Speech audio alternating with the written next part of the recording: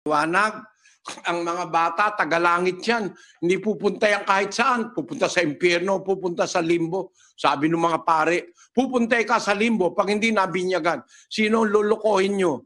Yung Papa sa Roma mismo nagsabi, walang limbo. Hindi kailangan binyagan ng mga bata. Yun ang sabi ni Papa. Papa Benedicto 16. Akin na ang buong sanlibutan.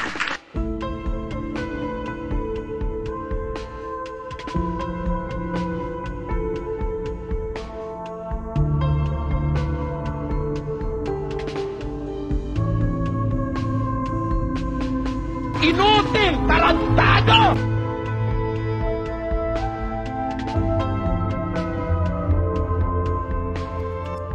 Na under sa domination ni Satanas. Take notice, I'm here already. Ako po si Gabon. At ito ang Factbusters! Sa puntong ito ng ating programa, kung hindi ka pa nakasubscribe, pakiclick po ng subscribe button at ang notification bell para updated po tayo sa ating mga susunod na videos. Kaya, let's go at simulan na natin!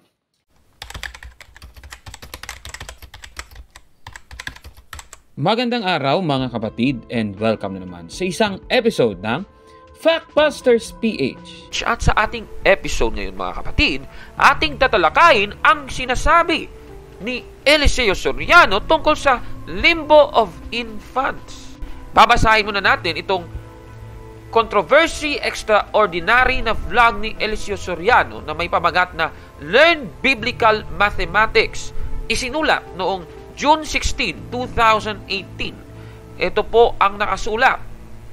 I said once in my Bible expositions that if you are going to believe the present Pope Benedict XVI, you have to disown all the previous popes before him who claimed infallibility in their teachings.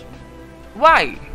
They all thought that there is limbo where babies who died unbaptized will go because they cannot go to heaven. Sandali.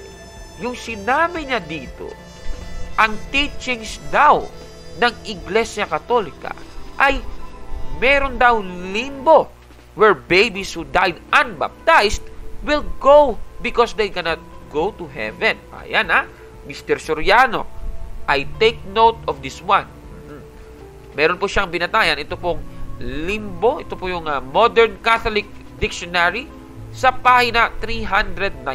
Ayan po. Mamaya, babasahin natin yan. Papatuloy natin.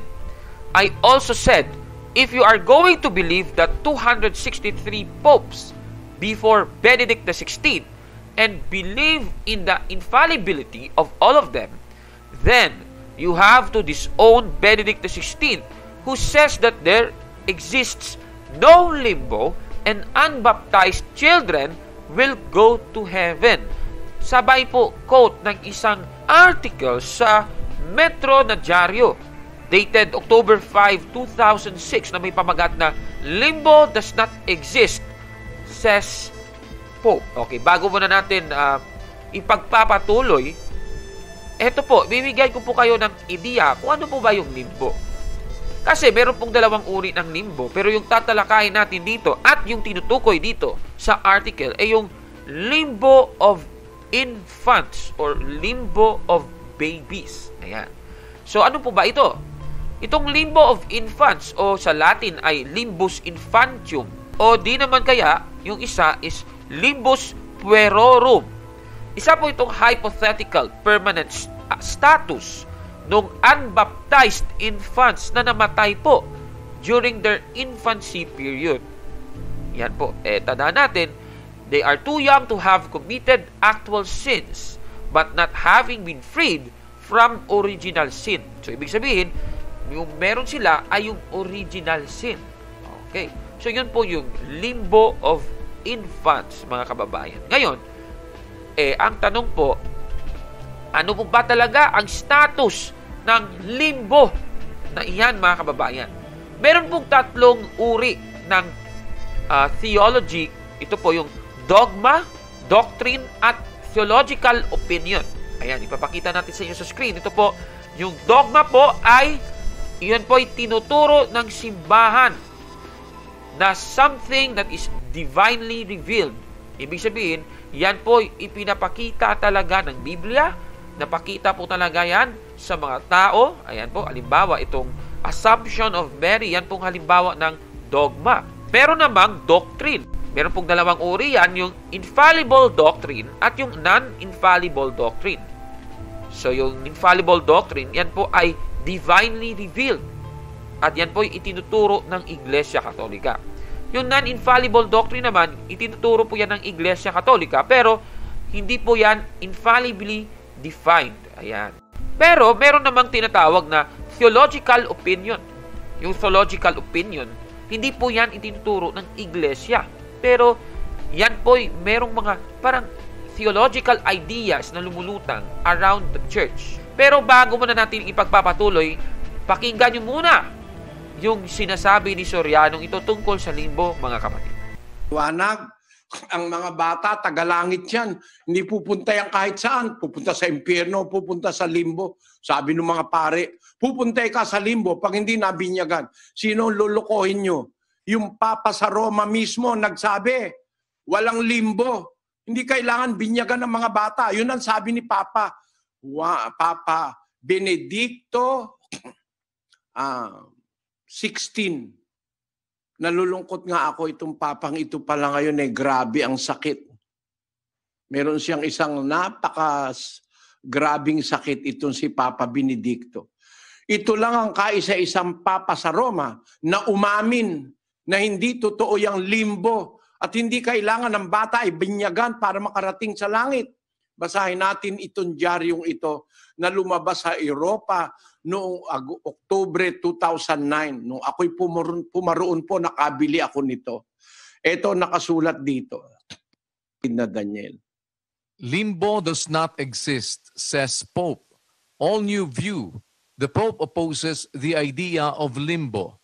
Pope Benedict XVI will tomorrow announce he is scrapping the centuries-old Roman Catholic concept of limbo. According to church teachings, limbo is home to the souls of children who die without being baptized. It is a state between heaven and hell. But the Pope will instead say that unbaptized children go to heaven. The move follows a meeting at the Vatican this week of 30 senior church figures who are part of the powerful International Theological Commission. Pope Benedict has long opposed the idea of limbo, despite it being part of Catholic thought since the Middle Ages. He revealed his views in 1984 when he was Cardinal Joseph Ratzinger. It is linked to the cause of original sin, he said then, but many babies die because they are victims. Ayan, maliwanag. Ang akin lang masasabi sa inyo, mga kapatid, itong papang ito, ako ko rito sabi ko, itong taong ito, kung ito lang ay magsusuri, mag-aaral ng Biblia, hindi lang yan ang babaguhin niya sa Katoliko. Pero hindi lang yan ang babaguhin niya sa Katoliko. Hindi lang yan ang babaguhin niya sa Katoliko. Nako naman, Mr. Soriano, ha? Sabi daw niya, yung limbo daw ay turo ng Iglesia Katolika. Nako, ang saya nito, ang ganda nito, mga kababayan. Ito po, ito po yung gagawin natin ngayon. Babasahin natin muli yung kanyang kinote po, yung sa Modern Catholic Dictionary na isinulat ni John Hardon noong 1966. Ito po ang nakasulat sa pahina 319, yung kinote niya kanina, hanggang 320. Ayan na, babasahin natin. Limbo. The abode of souls excluded from the full blessedness of the beatific vision, but that suffering any other punishment. They enjoy the happiness that would have been human destiny if humans had not been elevated to the supernatural order. Yan po. Tapos, pwede mo yung basahin yung sa baba kasi wala na tayong oras, mga kababayan. Pero mga kapatid, pansinin ninyo, yung kanyang keynote kanina, yan po yung ating nakikita niyo sa screen. Pero napapansin niyo, pinutol po niya sa baba, meron siyang pinutol. Ang tanong, ito ba'y dogma o doctrine o theological opinion? Sasagutin po ng nasabing Catholic Dictionary. Ito po sa pahina 320. Kung ibababa lang natin, ito po yung nakasulat. The Church has never defined the existence of limbo, although she has more than once supported the fact by her authority. Mga members ng Members Church of God International, baka nakikinig kayo ngayon. Ulitin po namin. Hindi po kasi binasa ito ni Soriano. The Church has never defined the existence of limbo. So yung tanong, ito ba'y turo ng Iglesia Katolika bilang isang iglesia? Hindi po totoo yan. Kaya nga tinatawag siyang theological opinion. Iba't ibang church fathers, iba't iba pong opinion sila tungkol sa ganitong konsepto ng limbo. Meron pong naniniwala, meron namang hindi naniniwala, mga kapatid. Kaya sa sinasabi mong ito, Mr. Soriano, ang mga bata, tagalangit yan. Hindi pupunta yan kahit saan. Pupunta sa impyerno, pupunta sa limbo. Sabi ng mga pare, pupunta ka sa limbo pag hindi nabinyagan. Sino lulukohin nyo? Yung Papa sa Roma mismo nagsabi, walang limbo. Hindi kailangan binyagan ng mga bata. Yun ang sabi ni Papa Benedicto 16. Nasabi daw niya, ito napakaganda ng sinabi niya dito, na teachings daw ng Iglesia Katolika, itong limbo. Ay nako, mali yan, Mr. Soriano. Kaya, busted yan, Mr. Soriano. Kapalpakan yang iyo. Nako naman. Ano po masasabi niyo sa ating episode ngayon, mga kababayan? Comment down below, mga kababayan. At kung like mo ang video na ito, i-click ang like button at mag-subscribe na sa ating YouTube channel, Factbusters PH. Kaya, magmaniwala sa sabi-sabi. I-check muna kung fact nga talaga. Hanggang sa susunod na episode. Ako si Kaburnok at ito ang Factbusters! Mga kapatid, magandang araw po at kapayapaan ay maghari sa ating isipan at sa ating puso. At follow and subscribe, Factbuster PH at The Beloved Catholic sa Facebook page ni Kaburnok. At abangan nyo si Kaburnok, dahil marami siyang i-reveal na mga maling aral at matutuhanin natin ang katotohanan. Dahil ang katotohanan ay magbigay sa atin ng tunay na kalayaan. God bless! I am Catholic. I am